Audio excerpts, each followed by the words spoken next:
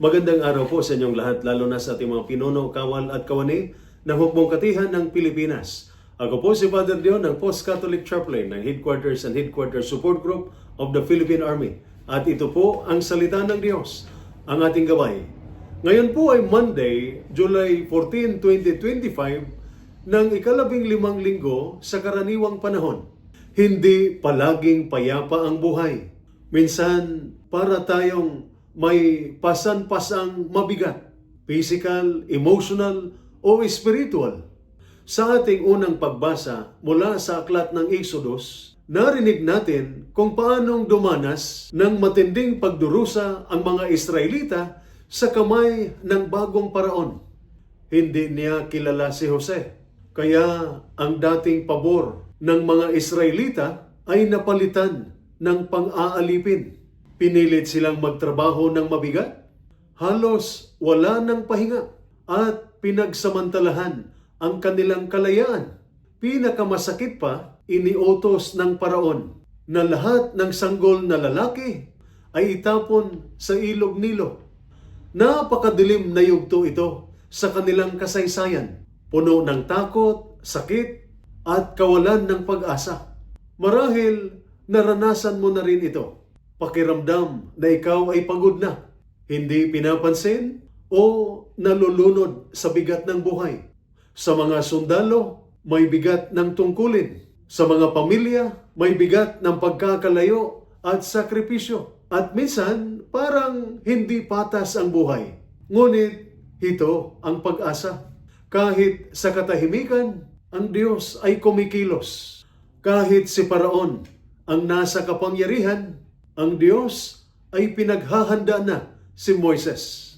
Kahit naghihirap ang bayan, hindi sila nakalimutan ng Diyos. Unti-unti nang isinasaayos ang kanilang paglaya, kahit hindi pa nila ito nakikita. Sa ating ebanghelyo naman, may sinabi sa Jesus na tila mahirap tanggapin. Hindi kapayapaan ang dala ko, kundi tabak. Hindi ibig sabihin ni Jesus na nais niya ang kaguluhan.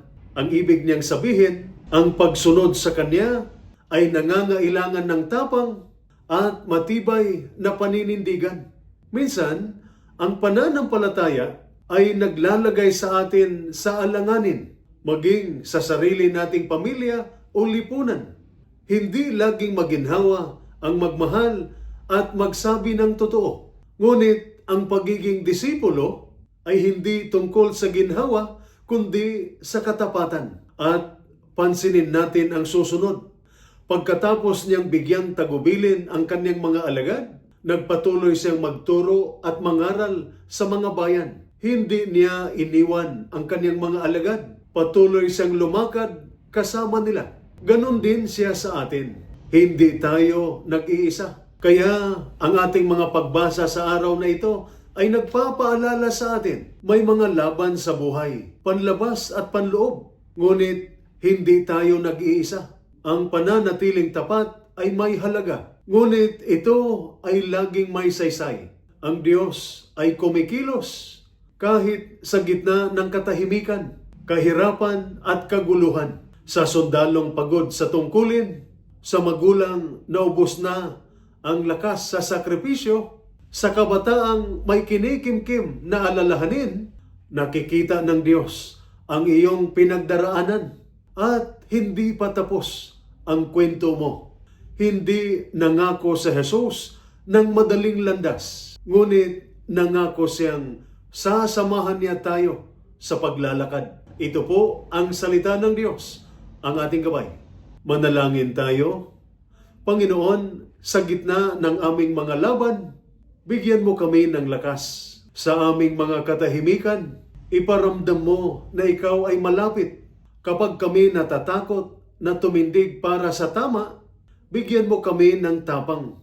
Turuan mo kaming magtiwala na kahit hindi namin makita ang daan, ikaw ay gumagawa na ng paraan. Samahan mo ang lahat ng naglilingkod, nagsasakripisyo, at tahimik na naghihirap. Bigyan mo kami ng pag-asa, kagalingan at ang kapayapaang tanging mula sa iyo. Amen. at sumainyo at sa inyong pamilya ang pagpapala ng makapangyarihang Diyos, Ama, Anak at Espiritu Santo. Amen.